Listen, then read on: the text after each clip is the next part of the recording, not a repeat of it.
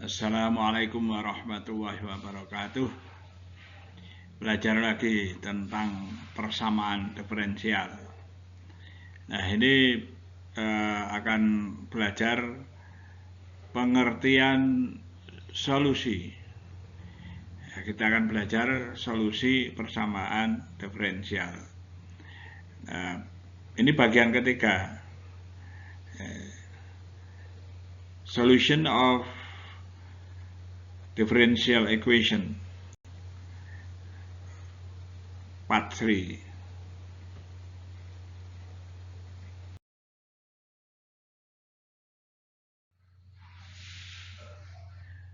Ya, kita ingin mempelajari pengertian solusi persamaan diferensial.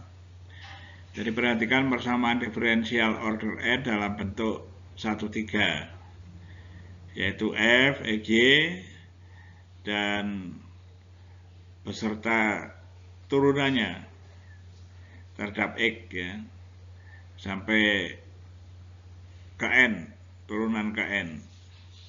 F sama dengan 0, persamaan 1,3.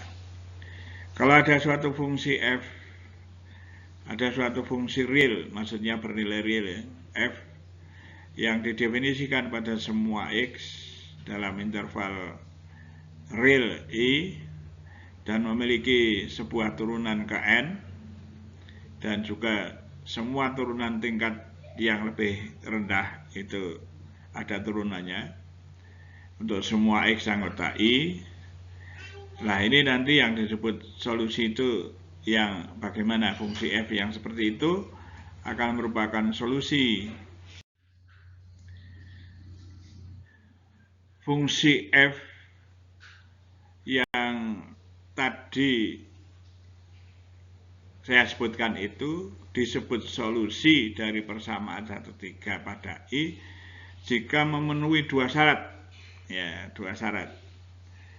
Perhatikan ini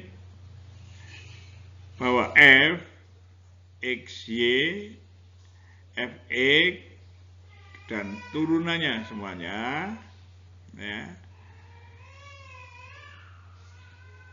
itu terdefinisi untuk semua x anggota i. Jadi terdefinisi pada x anggota i. Dan nanti f-nya itu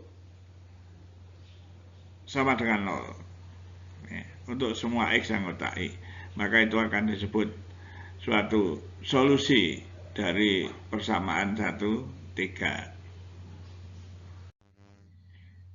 Dengan perkataan lain, substitusikan fx dan berbagai turunannya untuk y dan berturut-turut turunan-turunan yang berkaitan dengan yang menghasilkan 1,3 itu pada suatu kesamaan identiti pada interval i. Jadi intinya itu memenuhi dua syarat, fungsinya itu definisi dan memenuhi persamaan 1,3, itulah cara bahasa gampangnya begitu.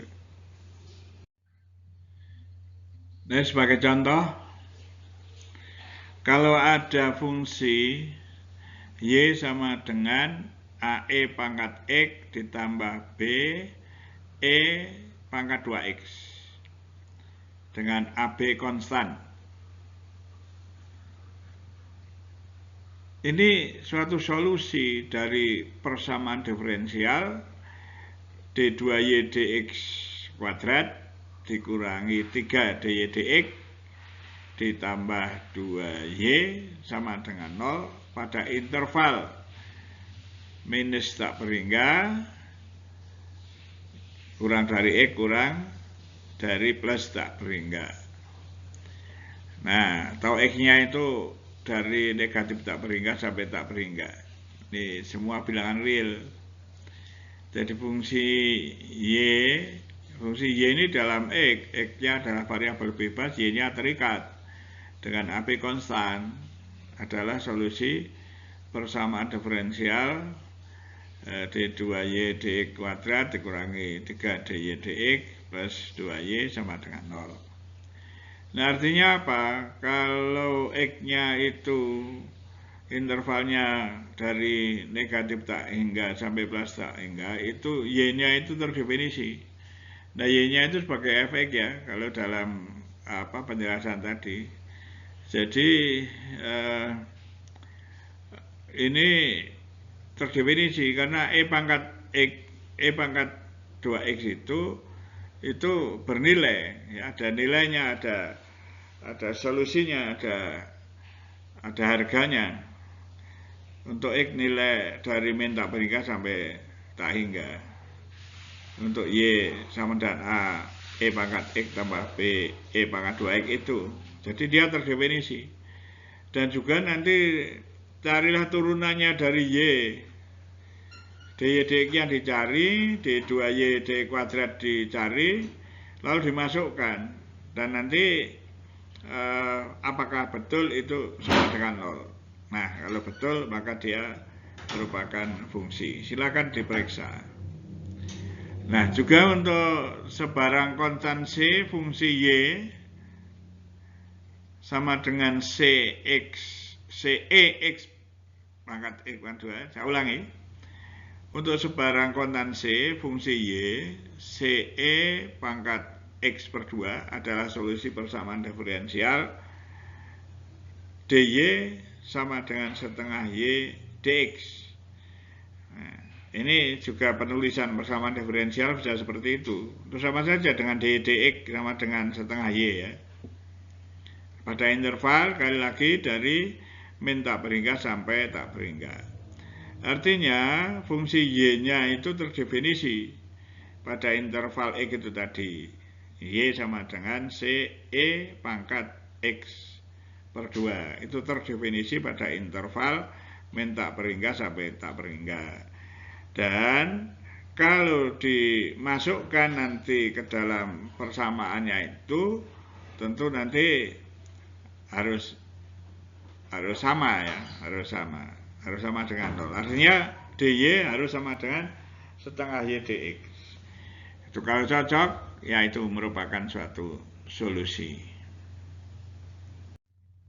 Contoh yang lain, ya, kalau ada y kuadrat tambah y kuadrat sama dengan c, untuk sembarang konstan c lebih besar 0, adalah solusi dari persamaan diferensial dy dx negatif x per y. Nah itu kelihatan untuk e kuadrat tambah y kuadrat sama dengan c ini, c-nya lebih besar 0, itu berarti ini lingkaran ya, jari-jarinya lebih besar 0 ya. Nah, dengan c-nya konstan, ini solusi persamaan diferensial ini. Kalau c-nya itu bisa diganti banyak, ini jadi lingkaran gitu ya. Solusi dari persamaan diferensial dy dx sama dengan negatif x per y. Seperti tadi bahwa ini intervalnya tentu keberlakuan interval pada lingkaran itu ya. Jadi tergantung nilai c-nya juga karena bergantung jari-jarinya kan itu. Nah, tentu saja karena c-nya sembarang juga ini juga bergerak ya gitu ya. Untuk daerah asalnya.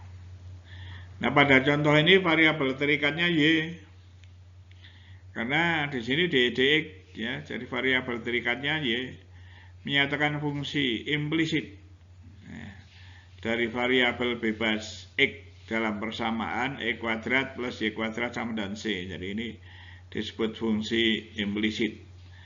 Meskipun penulisan y secara eksplisit dalam X disarankan, namun kadang sulit dilakukan. Oleh karena itu, solusinya sering ditulis secara implisit. Mengapa sulit? Nah, ini kan dua kali nulis. Kalau nanti y sama dengan begitu, karena kuadrat kan harus akar. Nah, kalau akar ada yang positif, ada yang negatif. Maka akan lebih baik penulisannya, solusinya masih dalam bentuk implisit seperti ini. Ya. Solusinya dalam bentuk e kuadrat tambah y kuadrat sama dengan c. Bahkan juga akan sekaligus akan bisa membayangkan bahwa solusinya itu berupa lingkaran ini ya, kalau digambar di koordinat kartesius ya. Ya ini juga bisa ya, jadi digambar di koordinat kartesius juga bisa ya gitu. Ya, meskipun penulisan Y secara eksplisit dalam X ya disarankan itu, karena lebih mudah nanti Y sama dengan begitu, seperti tadi Fx sama dengan. Nah, tapi kadang kala kesulitan, namun kadang sulit dilakukan, karena itu solusi sering ditulis secara implisit.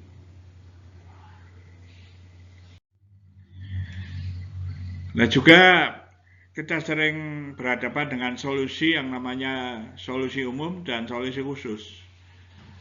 Ini general solution, dan juga solusi khusus itu particular solution. Solusi umum itu secara umum internasionalnya general solution. Persamaan diferensial order n adalah solusi, baik dinyatakan secara eksplisit maupun implisit. Tadi masalah eksplisit implisit itu sudah saya jelaskan, yang memuat semua solusi yang mungkin pada suatu interval. Jadi nanti seperti contoh C itu ya, C-nya contoh di C, yang C besarnya itu E kuadrat tambah Y kuadrat sama dengan C, itu kan C-nya bisa bernilai bukan tunggal, maka memuat semua solusi yang mungkin pada suatu interval. Ya. Pada umumnya solusi umum persamaan diferensial biasa order n, ya, ordinary differential equation, ya, n order n, ya, memuat n konstan, ya, memuat n konstan. Ya. Suatu solusi persamaan diferensial disebut solusi khusus, particular solution, jika solusi tersebut bebas dari sebarang konstan. Jadi kalau nanti sudah ditentukan masalahnya, misalnya harus melalui titik berapa, yang E kuadrat tambah Y kuadrat sama dengan C, maka C-nya akan tertentu. Kalau C-nya sudah tertentu, maka menjadi particular solution. Ya. Suatu solusi persamaan diferensial disebut solusi khusus, particular solution, jika solusi tersebut bebas dari sebarang konstan. Artinya konstannya itu sudah diganti ya dengan sudah ketemu berapa nilainya khusus itu ya.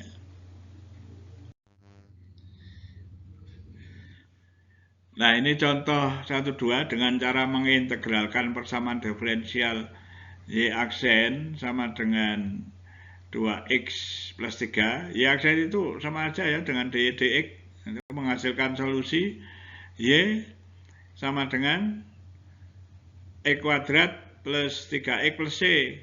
Nah, ini disebut solusi umum. Di sini konstan C adalah sembarang bilangan real. Nah, karena itu disebut solusi umum. Nah, fungsi Y sama dengan E kuadrat plus 3x plus C adalah solusi umum persamaan diferensial Y aksen sama dengan 2x plus 3. Jadi ya paham ya masalah solusi umum.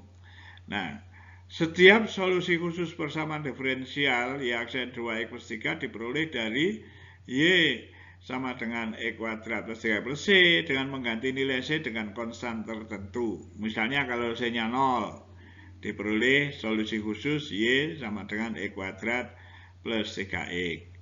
Dan untuk C sama dengan 19 diperoleh solusi khusus Y sama dengan E kuadrat plus 3x plus 19. Jadi mengganti nilai C dengan suatu bilangan tertentu. Kalau tadi konstan sembarang, bilangan real diganti dengan tertentu menjadi solusi khusus, particular solution. Ya, cukup jelas ya. Terima kasih, semoga menambah pengetahuan dari saudara semua atau kita semua ya, sedikit-sedikit belajar untuk belajar persamaan diferensial. Ya, suatu ketika saya lanjutkan jika ada kesempatan. Sekian saja. Wassalamualaikum warahmatullahi wabarakatuh.